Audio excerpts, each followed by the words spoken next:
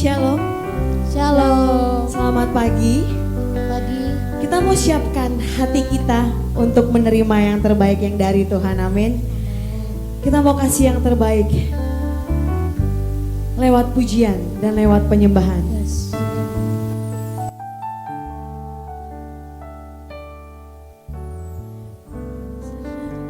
Ajaiblah karyamu, adil dan benarlah jalanmu, Raja segala bangsa yang maha kuasa, mulia namamu. Besar dan ajaiblah karyamu. Besar dan ajaiblah karyamu, adil dan benarlah jalanmu, Raja segala bangsa yang maha kuasa, mulia namamu. Layaklah segala bangsa sujud kepadamu,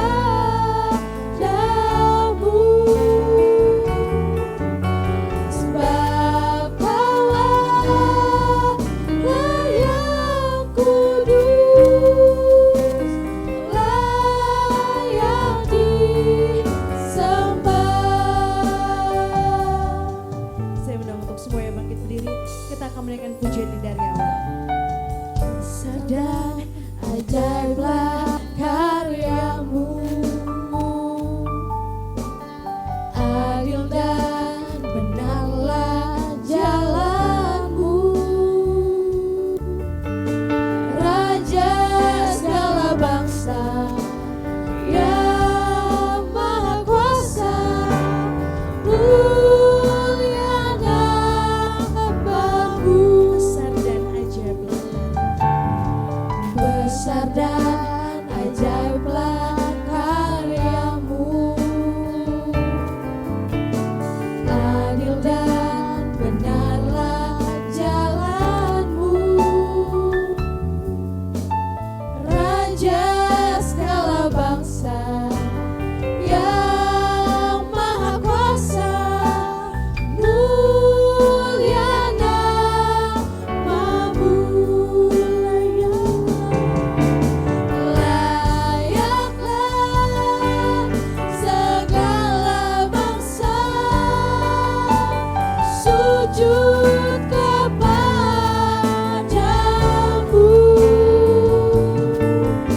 sebab Kau Allah yang kudus, layak disembah. Layaklah segala bangsa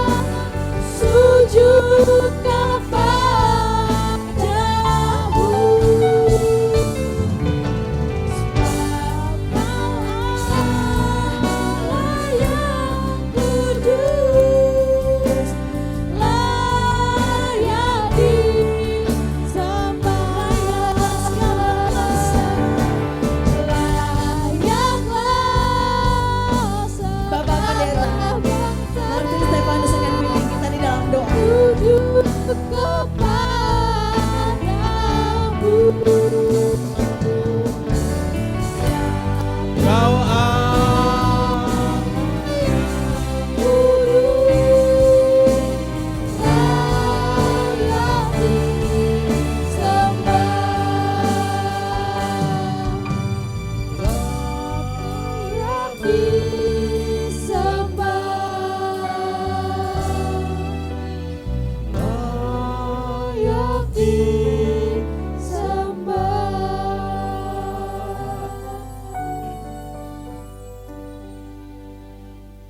Pertolongan kami datang dari Tuhan yang telah menjadikan langit dan bumi.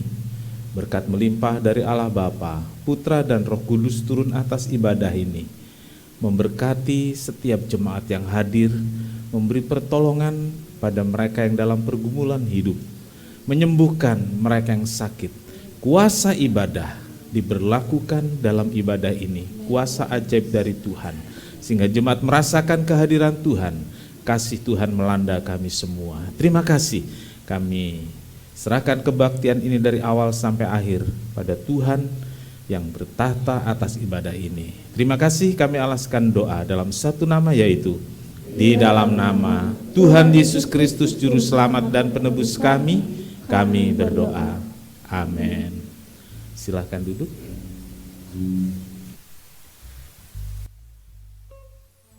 Sungguh saudara percaya hidup kita penuh dengan kebaikan-kebaikan Tuhan. Amin. Amin. Amin. Kita akan menaikkan pujian. Aku diberkati.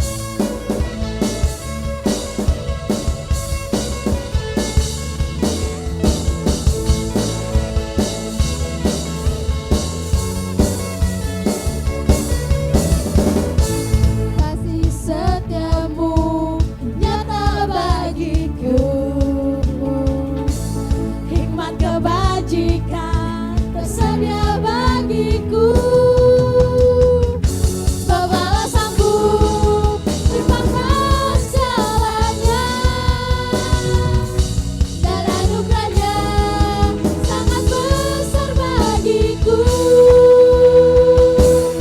Aku diberkati, aku dilimpahi, karena Allah sanggup untuk menyediakan.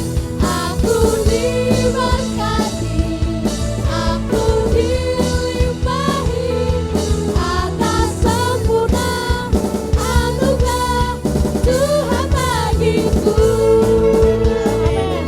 Kasih setiamu nyata.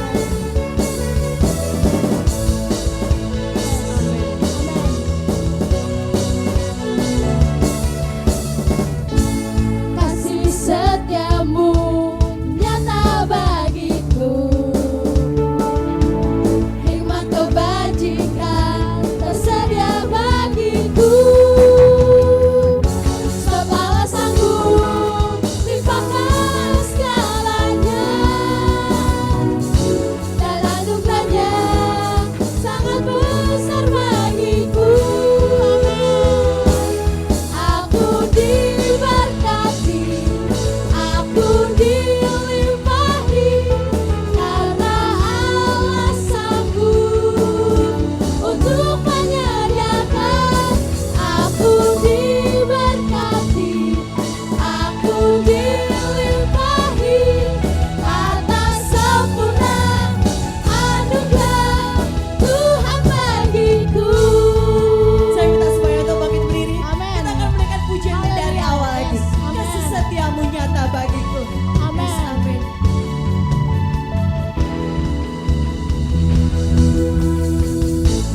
Kasih setiamu nyata bagiku, hikmat kebajikan tersedia bagiku. Sebab Allah sanggup limpahkan segalanya, dan anugerahnya sangat besar bagiku. Yes, amin. Aku diberkati, aku dilimpahi, karena Allah sanggup untuk menyediakan.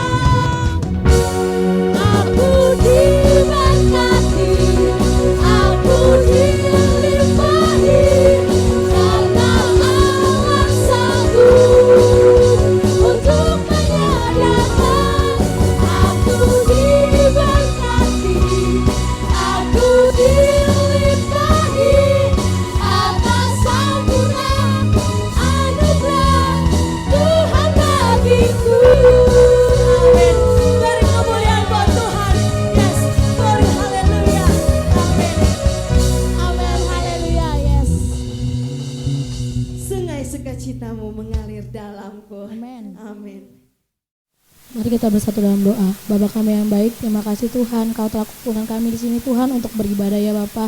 Terima kasih Engkau telah menyertai kami Tuhan dari rumah hingga sampai ke gereja ini ya Bapa. Tuhan, sebentar lagi kami akan memberikan persembahan ya Bapa. Berkati tangan-tangan yang memberi, berkati juga tangan-tangan yang belum bisa memberi ya Bapa. Kami berdoa juga Tuhan untuk pengedar kantong kolektif ya Bapa. Berkati dalam kehidupannya, berkati dalam keluarganya, berkati dalam pelayanannya Bapa. Semoga pelayanan ini bisa menyenangkan hati Tuhan ya Bapa. Terima kasih, hanya dalam nama Tuhan Yesus kami sudah berdoa. Haleluya, amin.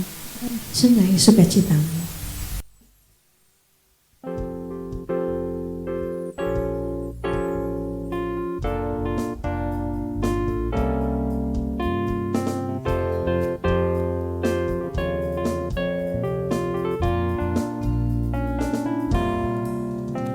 Sungai sukacitamu mengalir dalamku.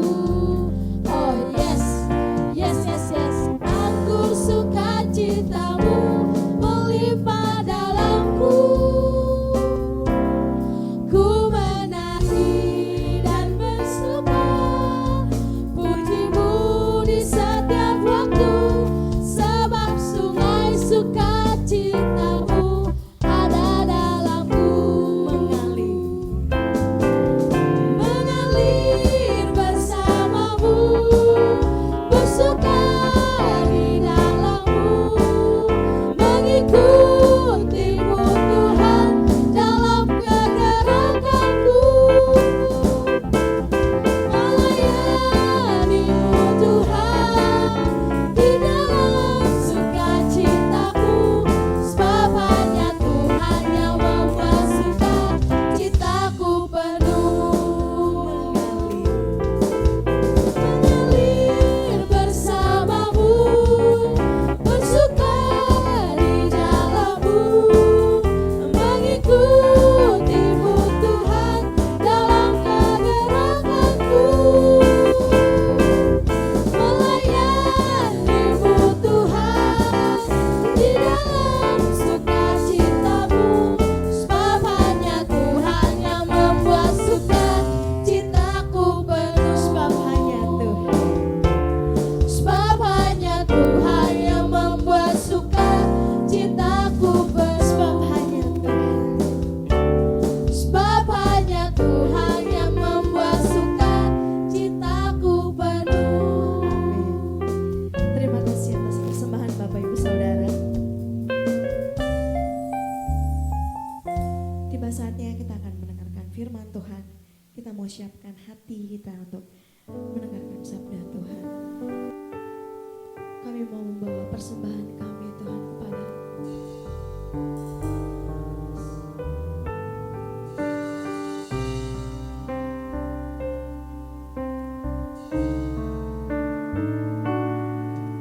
Ku bawa kepada-Mu,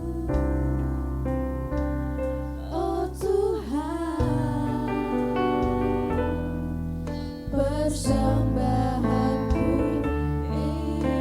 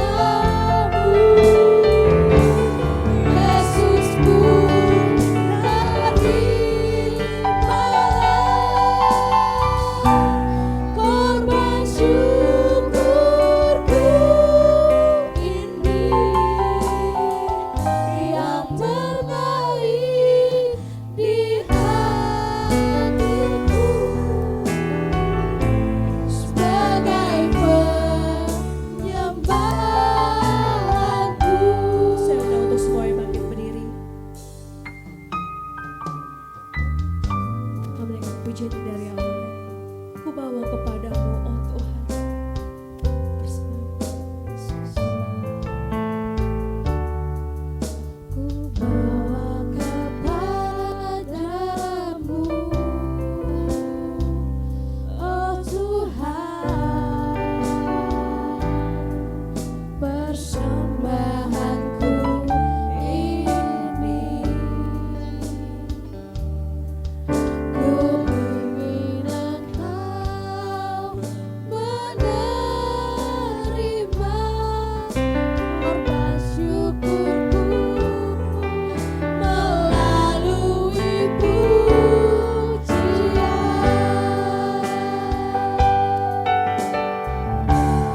Takkan pernah ku bawa selain yang terbaik, yang harum dan sejati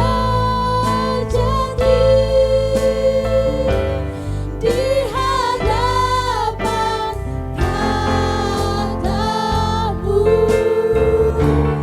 Yesusku, terimalah korban syukurku ini, yang terbaik di hatimu,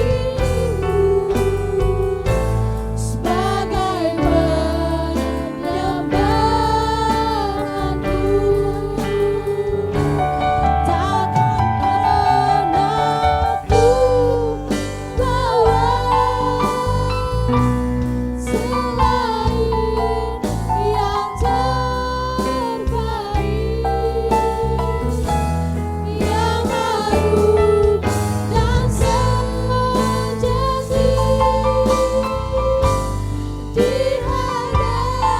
di hadapan katamu. Yesusku, terimalah korban syukurku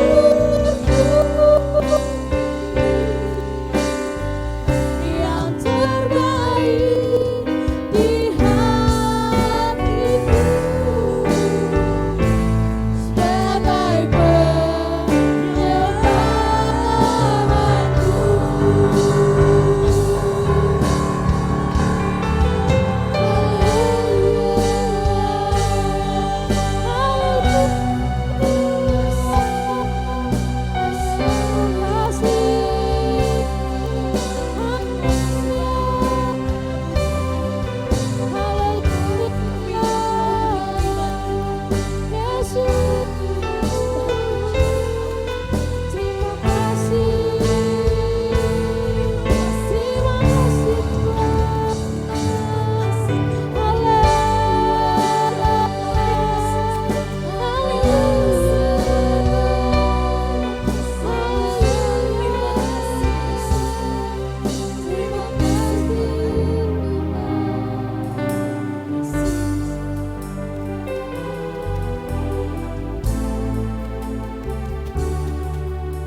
selain yang terbaik,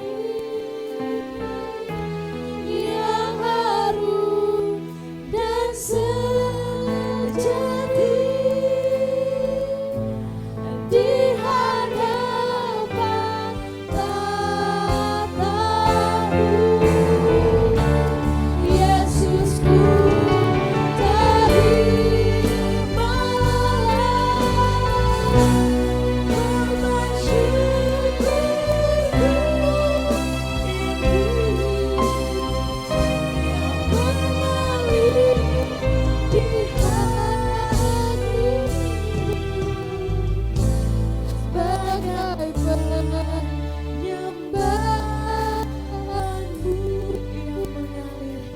yang mengalir di hati.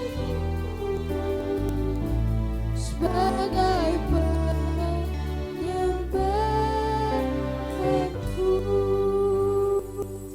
Haleluya Yesus, terpujilah Engkau Allah kami yang bertahta dalam kerajaan surga yang mulia.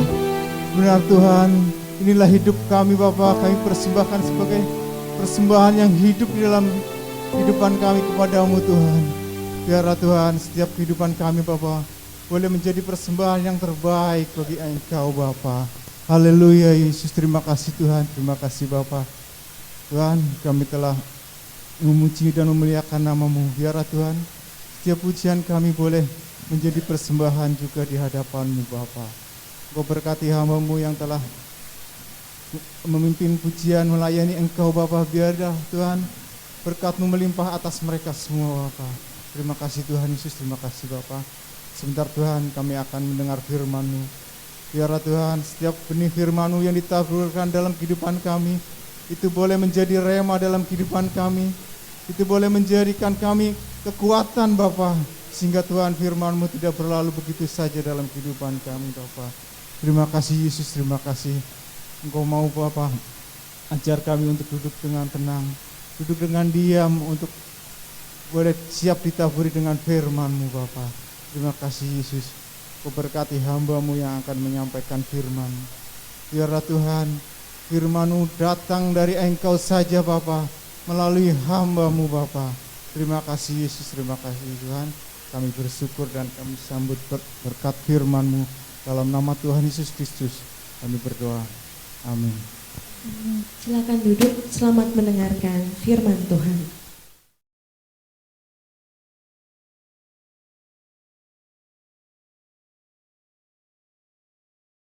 Bapak Ibu Saudara, pagi ini kita akan dengarkan firman Tuhan. Tema bulan ini adalah menetapkan prioritas dengan benar. Lot yang adalah keponakan Abraham, dia membuat satu prioritas yang salah. Jadi kemarin prioritas yang benar gitu ya. Nah hari ini kita melihat ternyata dalam Alkitab ada tokoh yang membuat prioritasnya salah, saudaraku. Dan kita belajar agar kita tidak jatuh dalam kesalahan yang sama. Puji Tuhan. Mari kita akan baca sama-sama Matius 6 ayat 33. Kita sama-sama berdiri. Matius 6 ayat 33. Kita ucapkan sama-sama dari alamatnya, mulai. Matius 6 ayat 33. Tetapi carilah dahulu kerajaan Allah dan kebenarannya, maka semuanya itu akan ditambahkannya kepadamu. Amin. Silakan duduk. Berbahagialah setiap orang yang telah membaca, mendengar dan melakukan firman Tuhan. Tuhan Yesus memberkati. Puji Tuhan. Saya akan bacakan Kejadian 13 ayat 8 sampai 13. Demikian firman Tuhan. Maka berkatalah Abraham kepada Lot, janganlah kiranya ada perkelahian antara aku dengan engkau, dan antara para gembalaku dan para gembalamu, sebab kita ini kerabat. Bukankah seluruh negeri ini terbuka untuk engkau? Baiklah, pisahkan dirimu daripadaku. Jika engkau ke kiri, aku ke kanan. Maka jika engkau ke kanan, aku ke kiri. Lalu Lot melayangkan pandangnya, dan dilihatnya lah bahwa seluruh lembah Yordan banyak airnya seperti taman Tuhan, seperti tanah Mesir sampai ke Zoar. Hal itu terjadi sebelum Tuhan memusnahkan Sodom dan Gomora. Sebab itu Lot memilih baginya seluruh lembah Yordan itu. Lalu ia berangkat ke sebelah timur dan mereka berpisah. Abraham menetap di tanah Kanaan, tetapi Lot menetap di kota-kota lembah Yordan dan berkemah di dekat Sodom. Adapun orang Sodom itu, saya ulangi, adapun orang Sodom sangat jahat dan berdosa di mata Tuhan. Amin. Saudara-saudaraku, menetapkan prioritas, tetapi prioritas itu ternyata salah. Ya, salah menetapkan prioritas. Bapak Ibu Saudara, dalam hidup ini saudara dan saya selalu dihadapkan pada pilihan-pilihan. Dan dalam memutuskan pilihan, kita tentu banyak pertimbangan. Sangat banyak pertimbangan, itu biasa. Makin kita bertambah umur, pertimbangannya makin banyak atau sedikit? Makin banyak ya, pertimbangannya makin banyak sebelum kita memutuskan pilihan. Nah, agar tidak salah dalam memutuskan pilihan, ada prioritas yang jadi panduannya. Lalu ada kriteria yang sudah kita tetapkan. Jadi prioritas dalam hidup ini, makanya saya beri judul menetapkan prioritas dengan benar. Kalau enggak ada prioritas dengan benar, kita akan memilih asal pilih saja, kita akan memutuskan begitu saja. Tetapi kalau kita punya prioritas yang benar, itu jadi panduan. Kalau di laut itu ada namanya mercusuar. Jadi satu lampu yang bisa terlihat dari kejauhan. Nah, kapal dia akan menghindari mercusuar itu. Karena pelaut akan tahu kalau ada mercusuar, pasti di situ ada karang atau di situ dangkal. Lalu dia mencari jalan yang lain. Saudara-saudariku, ada beberapa hal dalam hidup ini yang nggak bisa kita pilih. Ya, kita nggak bisa memilih untuk hal-hal itu. Misalnya, tolong kecilin sedikit saja. Misalnya tentang kelahiran, kita nggak bisa memilih dari orang tua mana yang melahirkan. Kalau boleh milih, saudara milih nggak lahir dari orang tua mana? Milih nggak? Kalau boleh. Ya, ada saudara yang menyesal, saya kok dilahirkan dari orang tua yang miskin gitu. Nggak usah dijawab, malu. Ada. Kenapa saya nggak dilahirkan dari nggak dilahirkan dari apa ya? Suku bangsa Korea. Kenapa saya dilahirkan dari suku Jawa yang kulitnya sawo matang atau Papua? Kan kalau Korea saya bisa main drakor. Ada loh orang sampai berpikir seperti itu. Makanya seringkali kita dibawa untuk menerima apa adanya kita. Nah itu kita nggak bisa milih loh, kita harus terima. Kita nggak bisa milih tentang jenis kelamin. Ya. Kalau ada yang kemudian berpindah jenis kelamin, memilih berganti kelamin, itu menyalahi kodrat ya. Menyalahi kodrat itu. Karena Tuhan sudah jadikan pria dan wanita itu keluar dari rahim ibu. Jangan sudah keluar terus berpindah. Gitu. Secara tidak sengaja saya membaca artikel orang Belgia atau Swiss itu. Dia menikah, 20 tahun baru tahu kalau istrinya itu ternyata waria. Orang Indonesia lagi, saudara. Orang Indonesia, saudara boleh cari di sosmed itu ada itu. Dan pisah, saudaraku. Dan orang Belgia atau Swiss itu menyesal luar biasa, saudaraku. Dia tidak bisa mendeteksi sejak awal, gitu. Nah, tetapi saudaraku, ya ada hal-hal lain kita bisa memilih. Bahkan saudaraku, tiada hari yang kita lalui tanpa kita harus memilih. Iya, pagi ini saudara ke gereja, itu pilihan atau bukan? Ada yang tidak sengaja sampai di sini? Ini enggak sengaja saya terus tahu kok di gereja ya gitu. Ada enggak ya? Itu pilihan. Ya, kita sudah memilih minggu lalu, kalau nggak salah minggu lalu ya, saya bertanya pada saudara yang sudah mempersiapkan baju seminggu, pulang dari gereja mempersiapkan baju untuk minggu depan. Gitu ya. Ada beberapa saudara angkat tangan. Artinya sejak seminggu lalu saudara sudah memilih. Gitu. Tapi ada yang bangun tidur tadi, dia melek mata, oh iya ini hari Minggu ya, ke gereja enggak ya? Terus ya udahlah ke gereja. Ada yang memutuskan mendadak seperti itu? Ada. Dia pilih, gitu. Dia pilih untuk ke gereja. Jadi saudaraku setiap hari nggak ada hari tanpa pilihan.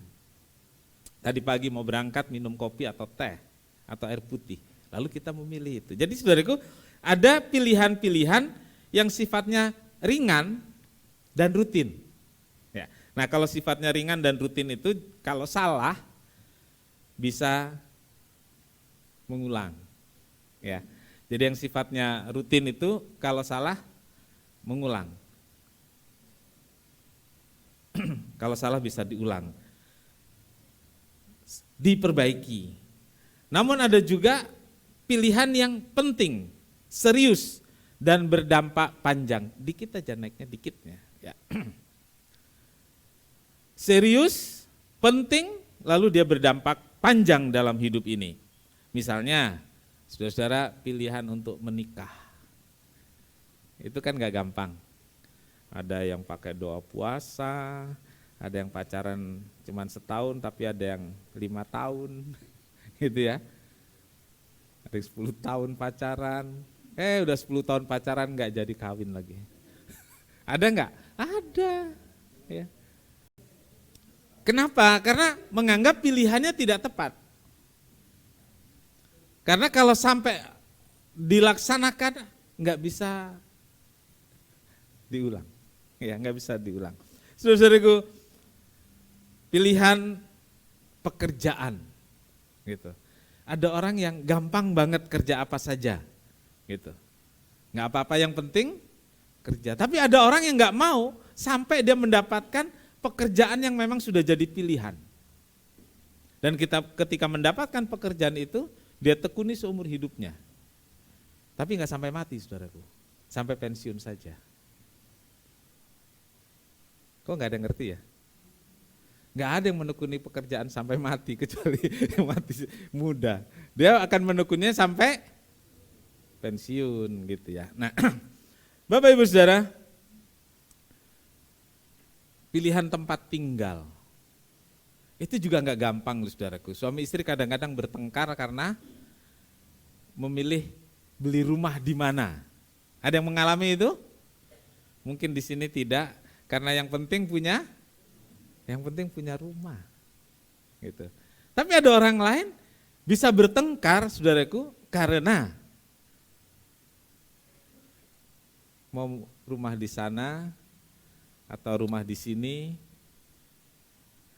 Jadi mereka memilih dengan begitu sulit, karena ingin yang suasananya gimana. Jadi saudaraku itu pilihan-pilihan yang bagi kita tidak mudah. Nah biasanya kita panjang dalam mempertimbangkannya.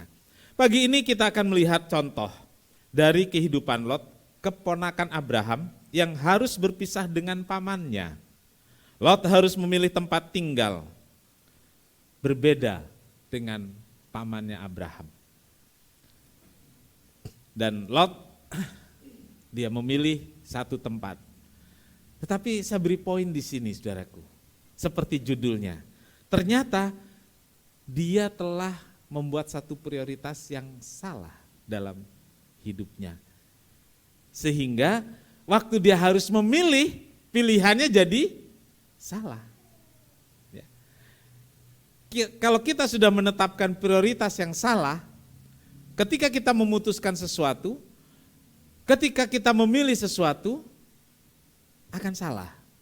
Saudara. Ya. Abraham dan Lot adalah keluarga. Abraham sebagai paman dan Lot adalah keponakan. Mereka pergi bersama-sama meninggalkan Ur Kasdim, memenuhi panggilan Allah untuk pergi ke tempat yang akan ditunjukkan kepada Abraham kemudian. Jadi tidak diberitahu sejak awal. Kemudian saudaraku, mereka pergi bersama-sama, tinggal bersama-sama. kerja juga dalam bidang yang sama, yaitu berternak. Tetapi sebagai om dan sebagai keponakan, mereka punya ternak sendiri-sendiri, berbeda gitu. Tapi di lokasi yang sama dan tinggal bersama-sama gitu. Sama seperti banyak jemaat di sini yang dulu awal datang sebagai perantau. Ada yang pernah tinggal di rumah om, tante? Coba angkat tangan. Tinggal di om dan tante. Wah, ada ya. Sebagai Lot.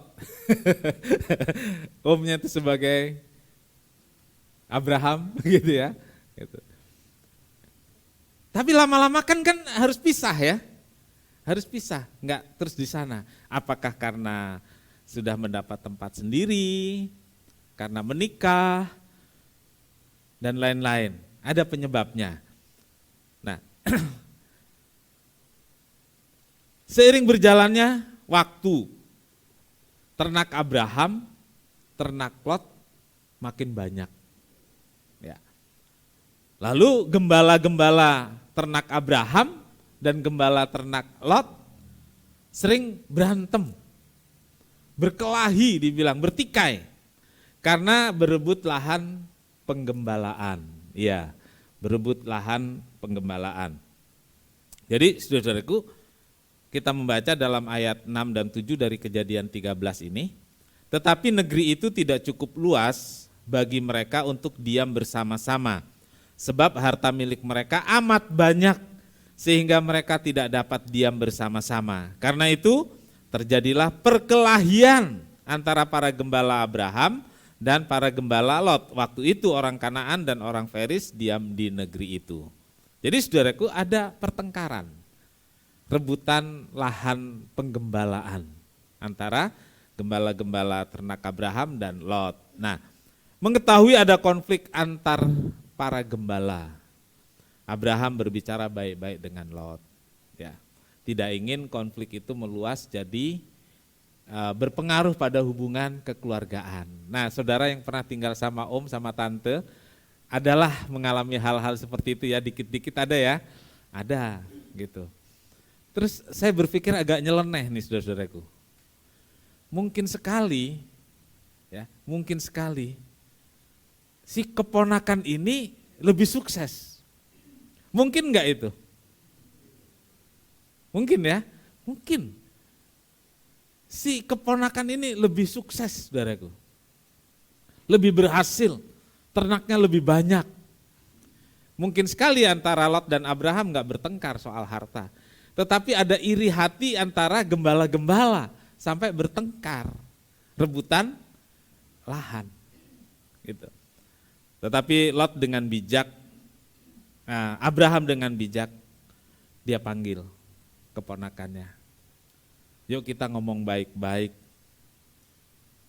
Jangan sampai pertengkaran antar gembala itu jadi masalah buat kita. Ya udah, kamu pilih tempat. Saya persilahkan kamu pilih duluan. Gitu ya.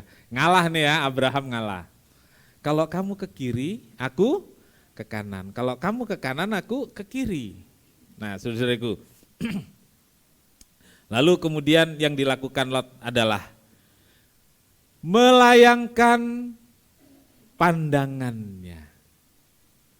Dia melihat dengan mata dia. Lalu yang dilihat adalah, yang kita baca, yang saya bacakan tadi adalah, dia melihat ada tanah yang sangat subur, cocok untuk tinggal, dan cocok untuk lahan penggembalaan ternak. Tempat itu adalah di lembah Yordan. Dan lembah Yordan itu bagian dari Sodom. Ya, kita mendengar ada satu kota kembar namanya Sodom dan Gomora. Ya. Nah, lembah Yordan itu di sana. Tapi tempatnya subur banget, saudaraku. Sangat subur. Ada sungai mengalir di sana. Dan di pinggir sungai itu pasti ada rumput yang hijau. Dan secara perhitungan jasmani, yes, sangat baik. Sangat baik. Mungkin kalau sekarang kita harus memilih satu tempat, kita akan pilih tempat. Kenapa dari daerah-daerah pergi ke Pulau Jawa atau Jakarta atau kota besar di Pulau Jawa? Karena dilihat seperti lembah Yordan. Bahkan di sini ditulis seperti taman Tuhan. Jakarta itu seperti dari kampung nih, ngelihatnya dari kampung. Ya, dari Manado, dari Ambon, dari Medan, melihat Jakarta seperti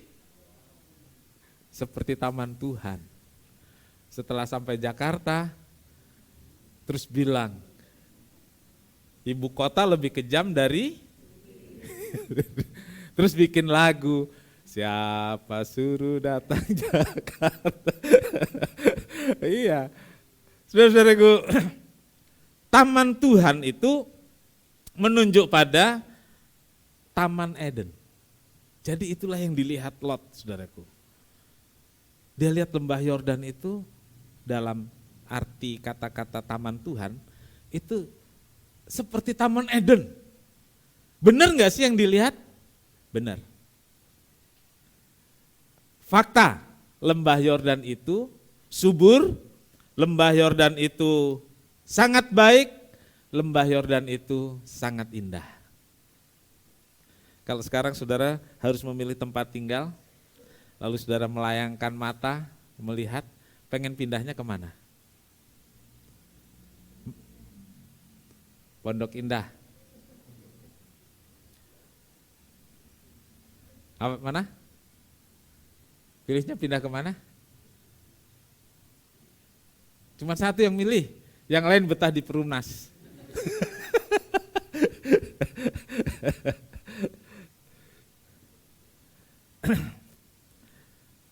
Nah, saudaraku, saya tahu ada di kepala beberapa saudara, kalau boleh milih pindah, dia mau pindah ke IKN katanya. Karena seperti taman Tuhan. Ya, kita bebas memilih kalau kita diperbolehkan, tetapi kita tentu punya hati yang berhikmat, yang bijak, jadi tidak sekedar seperti taman Tuhan. Ya. Kawasan Sodom adalah tempat yang tidak baik secara moral dan sosial, dan ini luput dari pandangan mata jasmani. Dituliskan dalam ayat 13, adapun Sodom sangat jahat dan berdosa terhadap Tuhan. Sudah dituliskan di bawah, paling bawah ayat 13 menjelaskan bahwa tanah yang subur seperti Taman Eden itu secara moral dan sosial jahat dan berdosa di mata Tuhan. Yudas pasal 7 saudaraku mengatakan sama seperti Sodom dan Gomora dan kota-kota sekitarnya. Ya, jadi bukan Sodom dan Gomora saja, tapi kota-kota sekitarnya yang dengan cara yang sama melakukan percabulan dan mengejar kepuasan-kepuasan yang tidak wajar, telah menanggung siksaan api kekal sebagai sebagai peringatan kepada semua orang. Untuk kita sekarang, Yudas menuliskan bahwa Sodom dan Gomora dan kota-kota sekitarnya yang jahat dan berdosa terhadap Tuhan itu sebagai peringatan. Ya, sebagai peringatan. Nah, Yudas mencatat bahwa kejahatan dan dosa orang Sodom sangat keterlaluan. Ya. Saudaraku mendengar kata-kata sodomi? Mendengar? Atau mungkin telinga saudara sangat suci sehingga nggak pernah dengar kata-kata sodomi? Pernah? Nah, sekarang ngomong pernah, kalau udah disindir. Sodomi, satu perbuatan cabul. Kenapa disebut sampai sekarang sodomi? Asalnya dari Sodom. Homoseks asalnya dari Sodom. Jadi saudaraku, sudah terjadi ribuan tahun lalu dan sampai sekarang hal itu masih terjadi walaupun pagarnya sekarang sudah banyak. Pagarnya moral umum masyarakat, agama, keyakinan-keyakinan lokal, semua melarang hal-hal seperti itu. Tapi yang terjadi ternyata banyak, masih banyak saudaraku. Waktu itu perbuatan-perbuatan asusila itu dilakukan terang-terangan dan beramai-ramai, nggak sembunyi-sembunyi. Nah, Lot memilih tempat dengan tidak mempertimbangkan adanya kehidupan yang jahat, asusila dan amoral yang ada di Sodom. Ia hanya memprioritaskan hal jasmani saja, yaitu kesuburan, keindahan, tanah yang cocok untuk tinggal dan tanah penggembalaan. Nah, kita lihat saudaraku, kesalahan Lot dalam memutuskan pilihan adalah ini saudaraku, tidak melibatkan Tuhan. Ya. Tidak melibatkan Tuhan.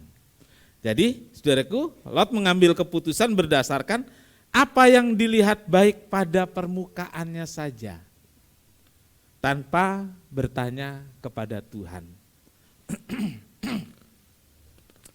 Pertanyaannya saudaraku sebenarnya apakah Lot tahu kondisi amoral dan susila? Menurut saudara tahu enggak? Pinter ya jemaat ini. Jemaat juga sudah tahu kalau Sodom itu enggak beres ya. Ya waktu itu Lot sudah tahu sebenarnya, tapi dia pilih. Nanti kita lihat lanjutnya. Lot menetapkan prioritas yang salah. Ya, menempatkan prioritas adalah pilihan. Kita yang memilih menempatkan prioritas apa dalam hidup kita.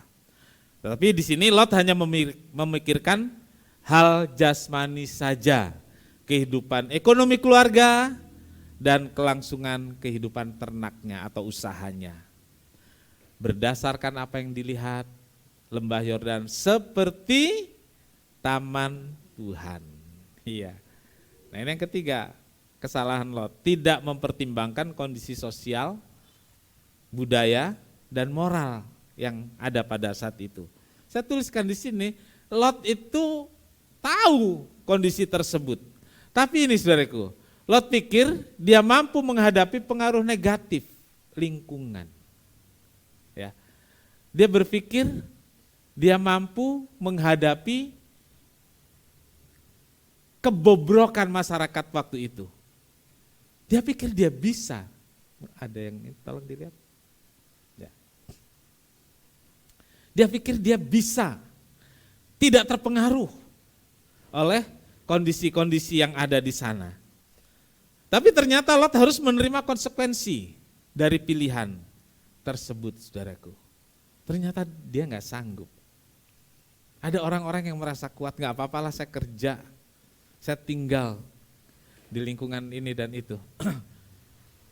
Tapi saudaraku kemudian dia terpeleset di sana. Kemudian dia bermasalah di sana. Saudaraku, tidak sedikit saudaraku orang-orang yang mengalami seperti itu. Merasa kuat, bisa menghadapi pengaruh-pengaruh amoral dan asusila itu. Tetapi kemudian kita tahu ada banyak orang yang terpeleset di sana. Ya, yang kedua saudaraku, akibat dari prioritas yang salah. Ya, akibat dari prioritas yang salah. Setiap keputusan atau pilihan ada akibat atau konsekuensinya. Lot telah memilih berdasarkan prioritas yang ia telah tetapkan. Ya, dia sudah pilih prioritas apa yang telah ditetapkan dan dia menerima, mengalami konsekuensinya. Apa itu saudaraku? Yang pertama, penderitaan batin. Iya, penderitaan batin. Langsung di pikiran saya ada begini saudaraku. Seringkali kita melihat bahwa orang kaya itu bahagia. Bahagia enggak orang kaya? Bahagia enggak orang kaya? Ada yang berani bilang enggak bahagia? Ya belum tentu, kan gitu ya, belum tentu. Tetapi ada resiko-resiko. Resiko-resiko itu karena pilihan ini tadi, prioritas, pilihan prioritas. Alkitab mencatat bahwa Lot adalah orang benar. Perhatikan ini, Lot adalah orang benar dan tinggal di tempat orang-orang tidak benar. Orang benar tinggal di tempat orang yang jahat dan berdosa di mata Tuhan. Yang kehidupan orang-orang itu rusak, jahat. Nah, inilah yang membuat hatinya tersiksa. Secara ekonomi berhasil. Nah, ini yang membuat orang kaya tidak bahagia gini, saudaraku. Ya. Ada orang kaya yang sangat bahagia loh. Kita jangan bilang orang kaya tidak bahagia. Tapi Lot menjadi kaya dan tidak bahagia sebabnya apa, saudaraku? Tinggal di tengah-tengah orang jahat. Padahal dia orang benar. Ketika melihat dosa, melihat kejahatan gak bisa apa-apa. Dia pendatang, saudaraku. Dia melarang, gak bisa. Karena itu sudah tumbuh sebelum dia datang. Jadi saudaraku, inilah yang membuat hatinya tersiksa. Melihat kejahatan dan dosa terjadi di sekitarnya. Tetapi tidak bisa mencegah dan tidak bisa berbuat apa-apa. Hatinya tersiksa. Batinnya menderita, gak bisa terima. Saudaraku, kalau saudara melihat satu kejahatan atau keadaan-keadaan yang tidak baik, kalau saudara tidak menderita batin saudara, saya ragukan kehidupan Kristen kita. Iya. Kalau kita menjadi orang Kristen, orang yang hidupnya benar, kita akan tersiksa ketika melihat ketidakbenaran, penderitaan batin. Nah, mungkin di antara kita ada yang pernah melakukan kesalahan dalam memilih, lalu mengalami penderitaan batin, atau hidupnya tertekan sebagai konsekuensi pilihannya. Surga ada seorang, dia menikah. Dalam perjalanannya ada begitu banyak masalah. Dan dia bilang apa, saudaraku? Ya ini udah pilihan. Saya bertahan karena ini pilihan saya. Nah, saudaraku, saya berharap di sini tidak ada. Ya, kalau ada berdoalah agar Tuhan beri kekuatan. Iya kan? Iya. Karena sebagai orang Kristen, apa yang sudah dipersatukan tidak boleh diceraikan. Ya kita harus bayar harga untuk apa yang kita sudah pilih. Gitu. Dan harus terima konsekuensinya. Walaupun itu batin kita terluka, tersiksa. Yang kedua, saudaraku, akibat prioritas yang salah, kerohanian dan moral yang hancur. Ya, dalam Kejadian 19 ayat 6 sampai 8, saudaraku. Ini satu peristiwa yang sangat memprihatinkan. Saya baca demikian. Lalu keluarlah Lot menemui mereka ke depan pintu. Tetapi pintu ditutupnya di belakangnya. Dan ia berkata, saudara-saudaraku, janganlah kiranya berbuat jahat.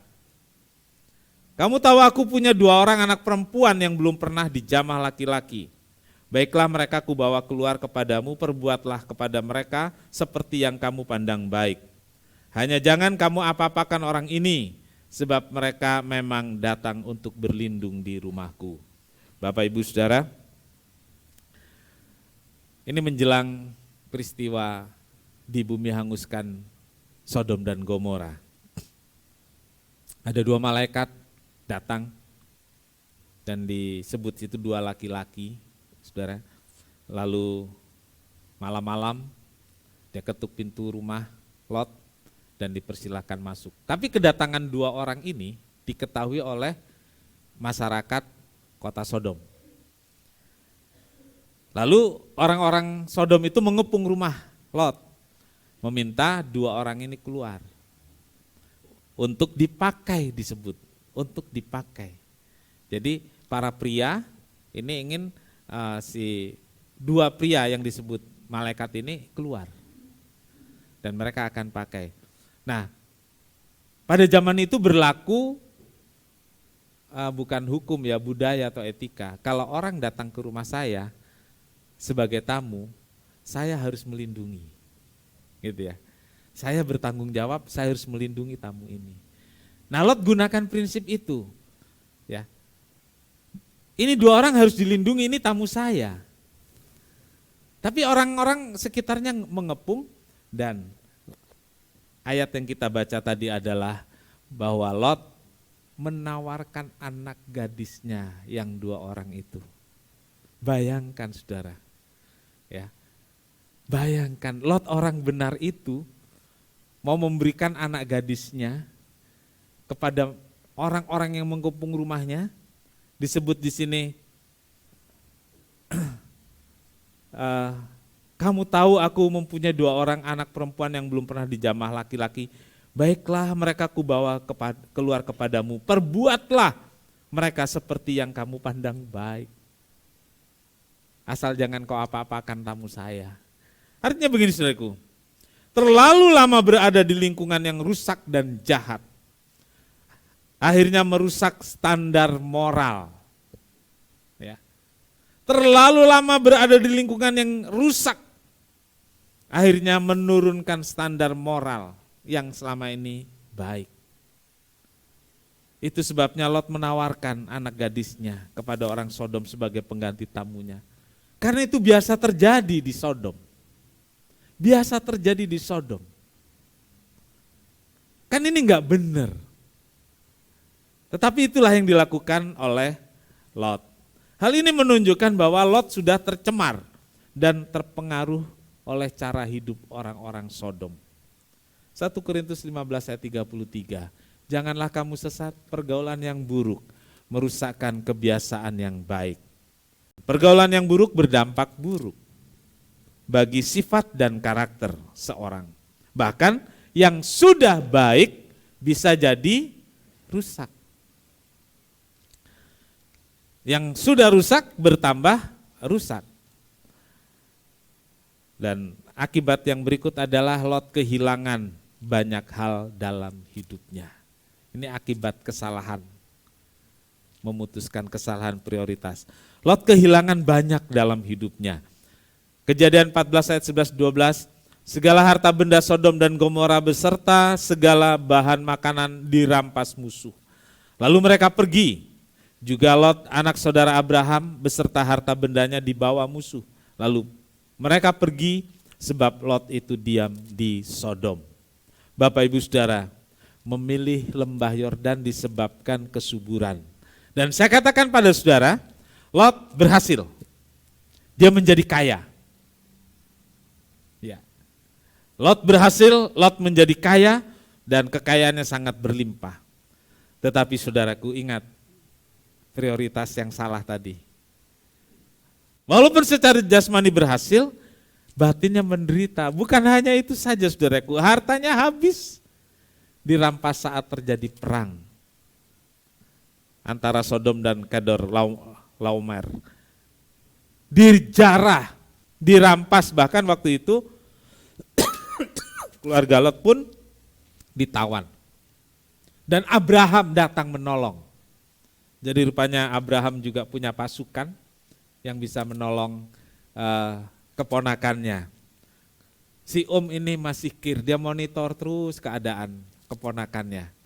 Dan ketika keponakannya susah, menderita, dia datang menolong. Nah, saudara-saudaraku, ketika sudah pulih dan menjadi kaya lagi, semua habis lagi saudaraku. Habis lagi, kapan? Ketika Tuhan membumi hanguskan Sodom dan Gomora. Bahkan kelanjutan kisah Lot sangat memprihatinkan. Iya, saudara-saudaraku. Jadi kita lihat akibat dari pilihan yang salah. Hancur, habis-habisan. Nah, akibat yang paling fatal yang dialami Lot dan ini menghancurkan masa depannya sebenarnya, yaitu ketika istrinya menjadi tiang garam. Ya. Kejadian 19 ayat 26, tetapi istri Lot yang berjalan mengikutinya menoleh ke belakang lalu menjadi tiang garam. Jadi malaikat menuntun mereka keluar. Gak boleh nengok ke belakang. Lari cepat, fokus pada perjalanan. Tidak diberitahu akibatnya kalau noleh ke belakang itu seperti apa jadinya. Tapi kepada kita sekarang sudah diberitahu. Jadi jangan menoleh ke belakang. Puncak dari penderitaan Lot sebagai konsekuensi salah memilih dan salah menempatkan prioritas adalah ketika istrinya melanggar larangan Allah dan menoleh ke belakang untuk melihat rumah, harta, dan kekayaan yang terbakar.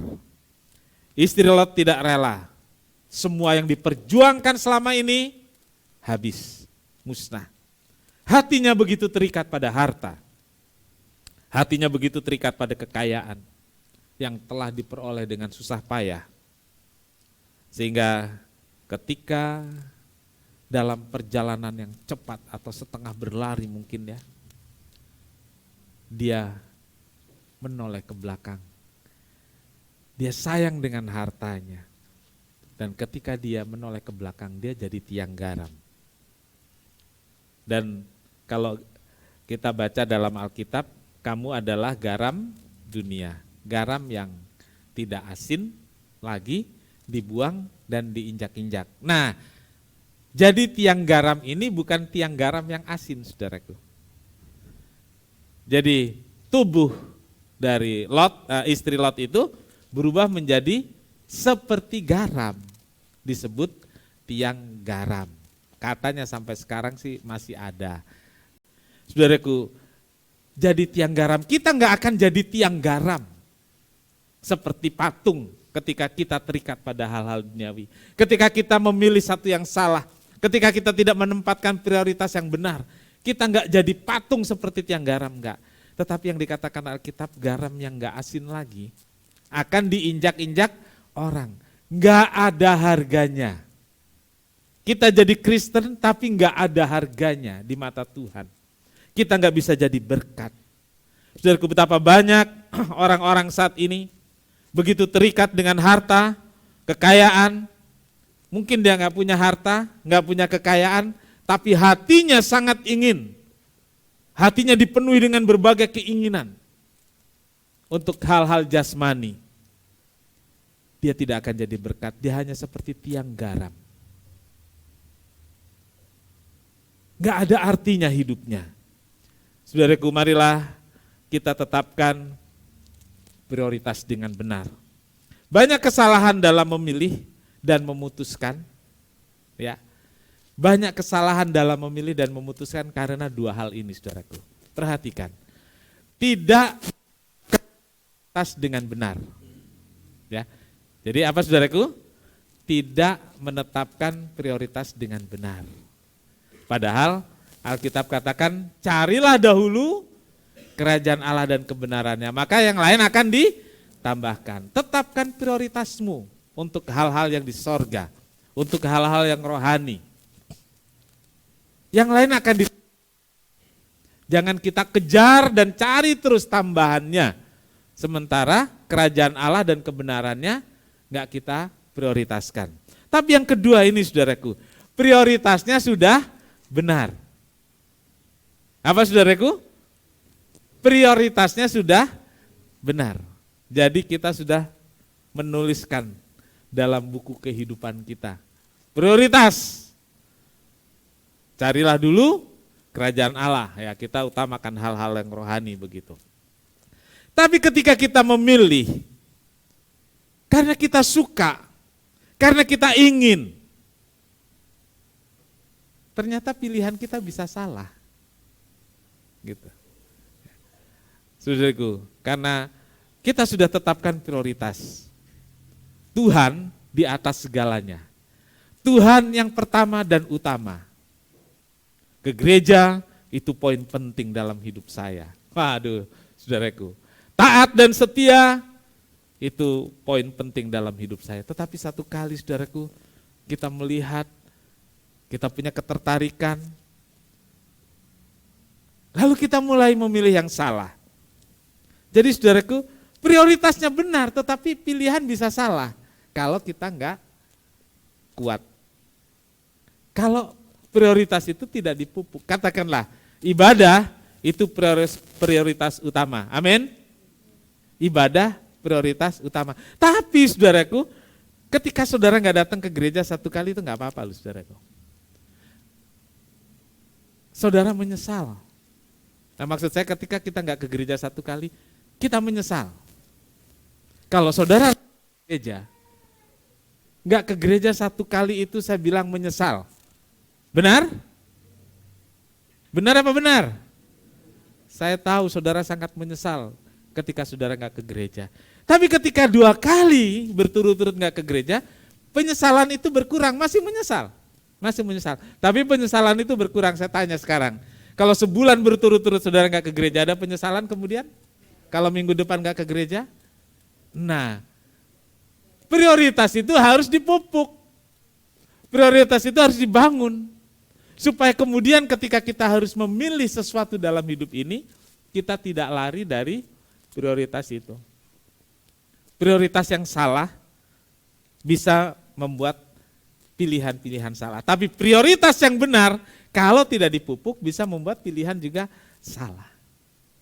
Marilah kita bersama-sama membangun hidup kita dengan mencari kerajaan Allah dan kebenarannya lebih dulu. Alkitab katakan, yang lainnya akan ditambahkan kepadamu. Amin. Tuhan Yesus memberkati. Kita sama-sama berdiri. Marilah kita menghadap Tuhan dengan kejujuran kita. Akuilah berapa banyak kita sudah memilih yang salah hanya untuk kesenangan diri kita sendiri. Menetapkan prioritas yang keliru hanya untuk menuruti kemauan kita. Kita sering mendahulukan hal-hal jasmani sehingga kita tidak mengutamakan Tuhan, tidak patuh, tidak taat pada Tuhan. Kita mau katakan, selidiki aku Tuhan, dan biar Tuhan selidiki dan ampuni kita. Ingat, Tuhan itu baik. Dia gak pernah tinggalkan kita. Kalau kita prioritaskan Tuhan di atas segalanya, Dia gak akan pernah abaikan dan tinggalkan kita. Selidiki aku, lihat hatiku, apakah ku sungguh mengasihi Yesus. Kau yang Maha tahu dan menilai hidup, tak ada yang tersembunyi.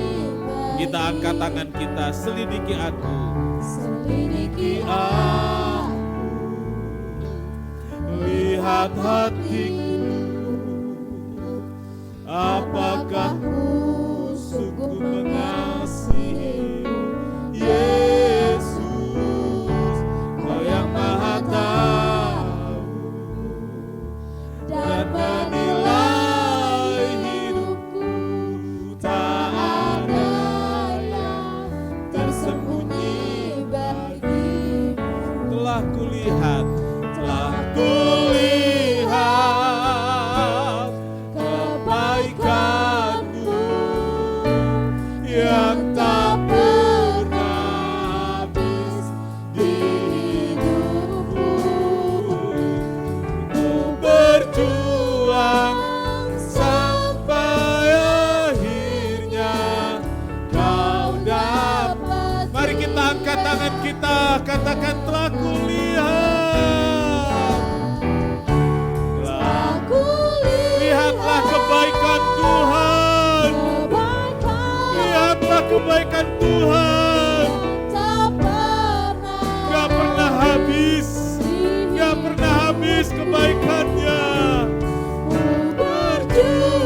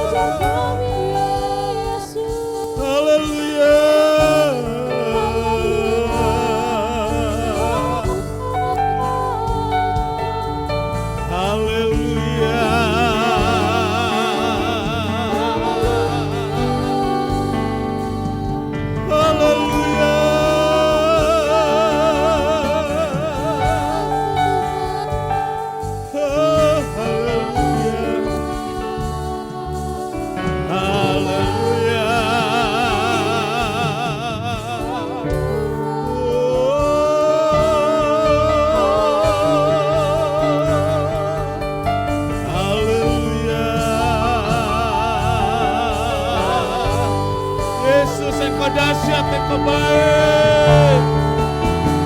Engkau baik Tuhan. Engkau dahsyat Tuhan. Haleluya.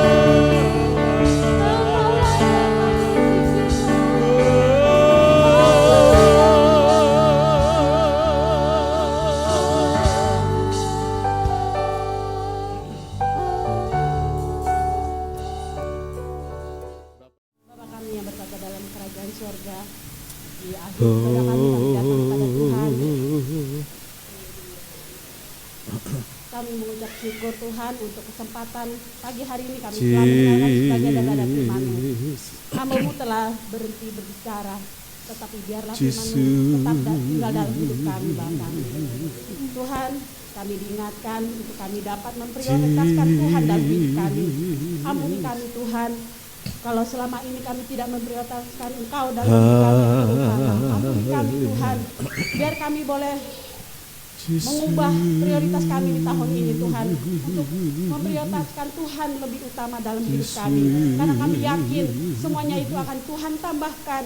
Apapun yang menjadi keperluan kami, Tuhan memberikan yang terbaik buat kami. Terima kasih Bapak, terima kasih.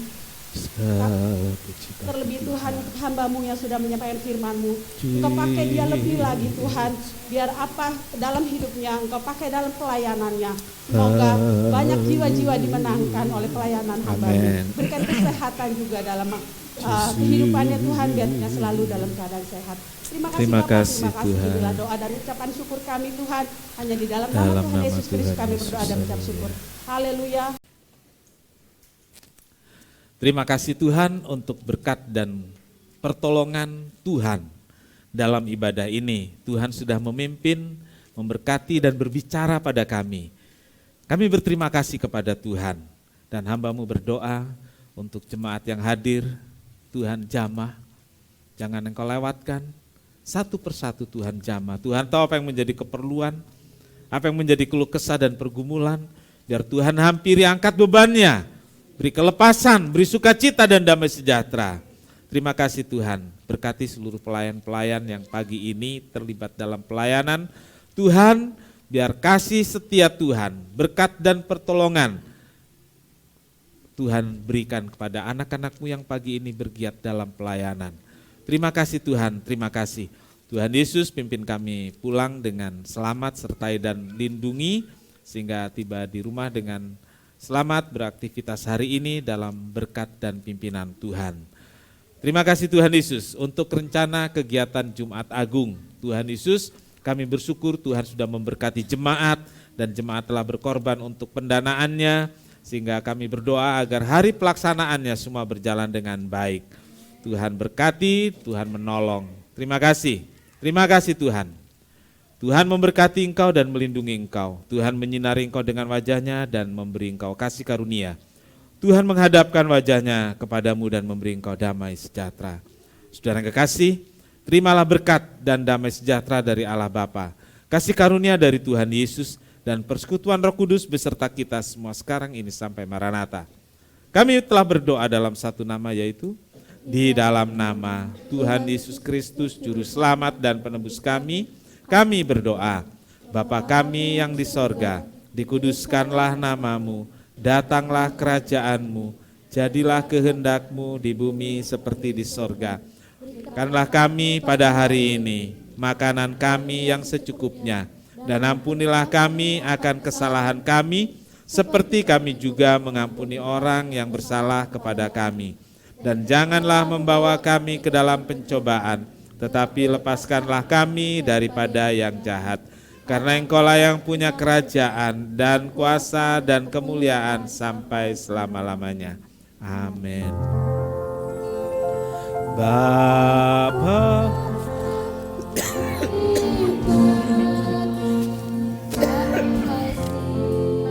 yes, amin. Bapa,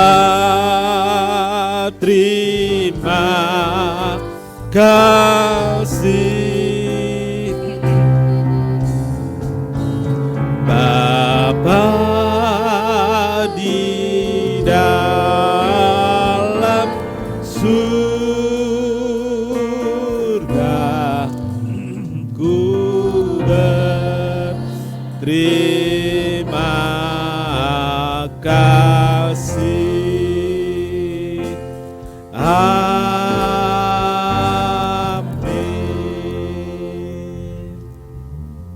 Sekian kebaktian, selamat pulang. Tuhan Yesus memberkati.